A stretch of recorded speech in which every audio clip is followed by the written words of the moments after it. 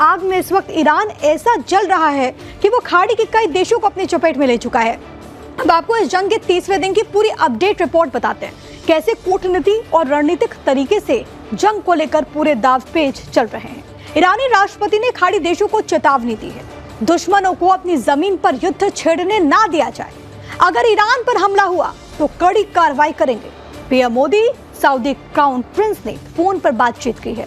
PM Prince Mohammad बिन सलमान से प्रधानमंत्री नरेंद्र मोदी ने हालत पर चर्चा की।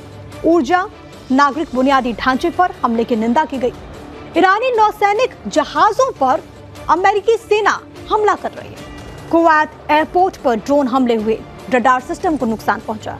इधर दुबई में फिर से अटैक कर दिया गया। 500 अमेरिकियों के छिपने का दावा था। दुबई में हमलों में अमेरिकी सेना को भारी नुकसान पहुंचा है। इधर इजराइल में ईरान ने दागी 2 भारी भरकम मिसाइलें। 150 मीटर के क्षेत्र को तबाह किया गया। 11 लोग घायल हुए हैं। ये हालात इस वक्त बने हुए हैं और सबसे बड़ी बात है कि परिस्थितियां सुधर नहीं रही। भारत इस वक्त पहुंचा है ऐसी जगह जो एस्टेओल कहलाता है और जेरूसलम के पास में है, लेकिन एक बहुत बड़ी डिस्ट्रक्शन की कहानी बयान कर रहा है, क्योंकि इजराइल की 2 मिसाइलें जो कि कन्वेंशनल मिसाइलें हैं, ना कि क्लस्टर म्यूनिशन था, वो आके इनग्रेस कर चुकी हैं एयर डिफेंसेस को। और मेरे सामने जो देख रहे हैं आप, सिर्फ उन 2 क्रेटर्स में एक क्रेटर है जो कि आके कन्वेंशनल मिसाइल द्वारा बनाया गया है फिलहाल। और आप उसके बाद देखिए ये दूसरा क्रेटर है जो उससे लगभग 20 मीटर की दूरी पर है।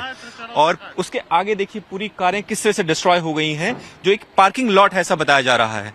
ये पूरा जो इलाका है लगभग 150 मीटर की परिधि में सब कुछ डिस्ट्रॉय हो गया है। और इस वक्त यहाँ की जो फोर्सेज हैं, सिविल एडमिनिस्ट्रेशन है, वो एविडेंसेस कलेक्ट कर रहा है कि क्या हुआ है, कैसे हुआ है। और उसके सामने आप जो घर देख रहे हैं, किस तरह से वो वेव्स में और ट्रेमोर्स में हिल गया है। ऊपर जो छत है उसकी वो किस तरह से नीचे आ गई है। और ये कहानी हम जहां खड़े हैं उसके पीछे भी इस तरह का पूरा डिस्ट्रक्शन है, जहां अभी हम आपको ले चलेंगे। लेकिन जो बड़ी बात निकल के आ रही है कि इस क्लस्टर म्यूनिशन का जो बातें चल रही थी, उस दौरान 2 कन्वेंशनल मिसाइल ने आकर के पूरे एयर डिफेंसेस को ब्रेक किया और आकर के जमीन पर विध्वंस फैला दिया उन्होंने। और ये इन्वेस्टिगेशन का मुद्दा बना हुआ है कि कैसे इतने बड़े तौर पर मिसाइलें आकर के इस इलाके में इनग्रेस कर गई और उन्होंने डिस्ट्रक्शन फैलाया। और ट्रेमोर्स की कहानी यहाँ फैले हुए जो फलों के वृक्ष हैं और जिस तरह से वो बिखर गए हैं फल यहाँ चारों ओर, वो पूरी ट्रेमोर की कहानी बता रहे हैं। विजय सचिन रावत के साथ मयंक सिंह, एस्टेओल से, टाइम्स नाउ नव भारत। तो भी आपने ग्राउंड जीरो से हमारे सहयोगी की रिपोर्ट देखी, किस तरीके से ईरानी हमले में नुकसान हुआ है।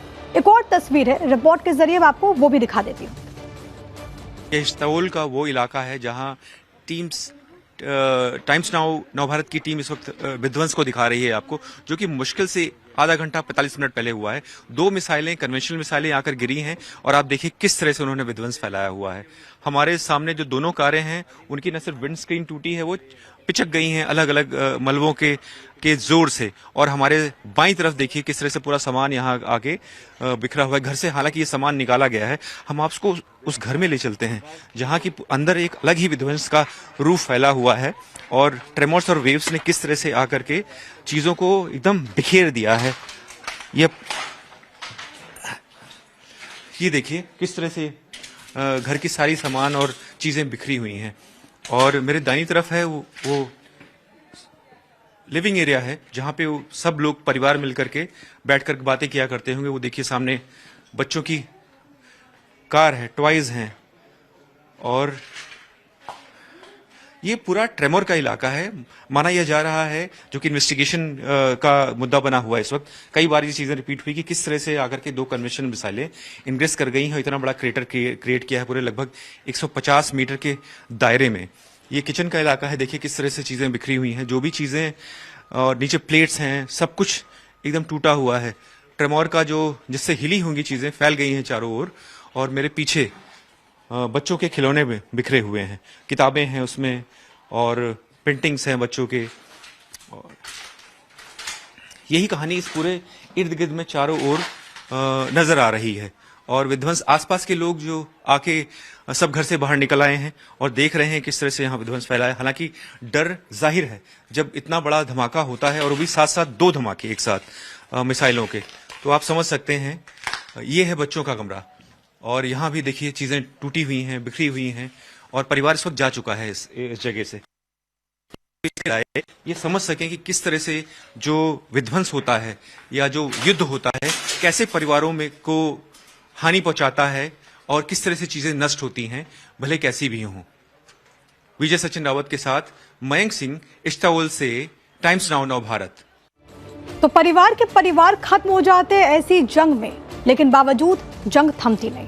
दो खास मेहमान इस वक्त हमारे साथ मौजूद हैं, एयर वाइस मार्शल पीके श्रीवास्तव, कर्नल उत्कर्ष राठौर, रक्षा विशेषज्ञ के तौर पर आप दोनों का एक बार फिर से स्वागत। और सबसे पहले एयर वाइस मार्शल पीके श्रीवास्तव, आप ही के पास आते हुए, सर जंग का 30वां दिन, एक तरफ अमेरिका का ये कहना कि युद्ध जल्द खत्म होने वाला है, दूसरी तरफ ईरान का ये कहना कि भाई हम भी आपके यूनिवर्सिटीज को निशाना बनाएंगे, तीसरी तरफ हूतियों का भी इस जंग में कूदना, चौथी तरफ पाकिस्तान में मुस्लिम देशों के विदेश मंत्रियों का पहुंचना। दुनिया में क्या चल रहा है मिडिल ईस्ट के इस घमासान पर? प्रिया, घमासान चल रहा है, ये पहला शब्द जो आपने इस्तेमाल किया बिल्कुल सही है। और ये युद्ध रुकता नजर नहीं आ रहा है, क्योंकि रोकने के लिए जो प्रक्रिया होनी चाहिए वो पाकिस्तान में 3-4 फॉरेन मिनिस्टर्स के इकट्ठा होने से नहीं होगी। एक संकेत दिया जा रहा है कि हम रोकना चाह रहे हैं, लेकिन कौन रोकना चाह रहा है? जो मेजॉरिटी स्टेक होल्डर्स हैं वो तो वहां प्रेजेंट नहीं है। और जहां तक पाकिस्तान का सवाल है, पाकिस्तान का अपना एक कमिटमेंट है सऊदी अरेबिया के साथ, मिलिट्री एग्रीमेंट है। उस एग्रीमेंट के तहत अगर ईरान उनके ऊपर हमला करता, जो हमला कर रहा है, तो वो उनको मदद करनी पड़ेगी सऊदी अरेबिया की।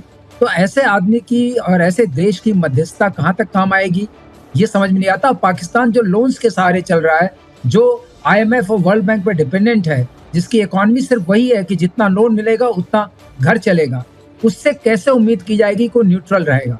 अब आते हैं उस बात में जो आपने पिक्चर की बात की है। जहां तक सवाल उठ रहा है, जिस तरीके से बमबारी हो रही है और जो वहां से बड़े कॉन्ट्रडिक्टरी बयान आ रहे हैं, मार्को रूबियो कुछ बोलते हैं और जो स्टेट सेक्रेटरी हैं और उनके जो पीट हेग्सेथ हैं, सेक्रेटरी ऑफ वॉर हैं, वो कुछ और बोलते हैं। तो मिला करके ईरान को भी कोई एक मैसेज नहीं आ रहा है और ट्रम्प बीच बीच में पोस्ट कर देते हैं जिसमें सिर्फ धमकियां होती हैं, सुलह की कोई बात नहीं होती है। और जो स्ट्रेट ऑफ हॉर्मुज को खोलने की बात हो रही है, वो तो खुला हुआ था। ये तो unintended consequence of this war है, ये नहीं कहा सकता। और जहां तक हूती अगर बीच में आ गए तो आप समझ लीजिए यहाँ से 20% गैस और तेल की जो संकट था पूरे विश्व पर, वहां से 22% तेल भी उसमें शामिल है और ट्रेड भी शामिल है। और वो एशिया को कनेक्ट करता है शॉर्टेस्ट रूट से, यूरोप से और नॉर्थ अमेरिका से। अब उसके बाद तो बहुत एक तरीके का संकट और बढ़ जाएगा। ट्रम्प के ऊपर ये भी प्रेशर है और ट्रम्प के ऊपर डोमेस्टिक प्रेशर भी बढ़ रहा है। और तो सर जब आप ये बातें बोल रहे हैं तो मतलब दर्शक ये समझ सकते हैं कि इसका रिपरकेशन पूरी दुनिया के लिए कितना खतरनाक होगा अगर ये जंग और भी ज्यादा बढ़ती है तो। 30 दिन में हालत क्या हुई वो तो सब देख रहे हैं। लेकिन कर्नल उत्कर्ष राठौर, ये खबर सामने आ रही है वॉशिंगटन पोस्ट के हवाले से कि बहुत संभव है कि वहां पर बूट्स ऑन ग्राउंड जिसकी हम बात कर रहे थे उसकी तैयारी में अमेरिका है। वहां पर डिप्लॉयमेंट्स बढ़ा दी गई है, वहां पर सेनाओं की तैनाती बढ़ा दी गई है, वहां पर मिलिट्री पूरा बेस अमेरिका लगातार बढ़ा रहा है। अभी इस पॉइंट ऑफ सिचुएशन में जब अमेरिका ये कह रहा है कि भाई हमने तो सीज फायर का ऐलान कर दिया है, इसकी कितनी संभावना है कि ग्राउंड ऑपरेशन अमेरिका शुरू करे? देखिए, यहाँ पर ऐसा लगता है कि राष्ट्रपति ट्रंप चलिए अभी अपने एडमिरल्स और जनरल्स की बात सुन रहे हैं। जो इन्होंने 7 या 6 अप्रैल तक की मोहलत दी थी, वो ईरान के प्रति प्रेम के लिए नहीं दी थी, वो इसलिए दी थी कि उनकी एम्फीबियस एक्सपेडिशनरी फोर्स आकर इकट्ठा हो जाए। कल जो है उनके 2 एम्फीबियस शिप्स आ गए हैं। अब बात करते हैं कि ground boots on the ground कहाँ हो सकते हैं। तो पहला जो सबसे बड़ा लोगों के दिमाग में आता है वो है स्ट्रेट ऑफ हॉर्मुज। और एक बात और भी कही जा रही थी कि अमेरिका शायद जंग के आखिरी दिनों में कोशिश करे कि वो 400 किलो यूरेनियम कहाँ है, लेकिन वो बहुत बड़ा ऑपरेशन है, अमेरिका के बूते का राग लगता नहीं है। लेकिन बहरहाल जो मरीन्स आए हैं, जो एम्फीबियस शिप्स आए हैं, वो अभी स्ट्रेट ऑफ हॉर्मुज में दाखिल होंगे और उन सारे आइलैंड्स को पकड़ने की, कैप्चर करने की कोशिश करेंगे जहां से ईरान स्ट्रेट ऑफ हॉर्मुज को डोमिनेट करता है और वहां के मैरीटाइम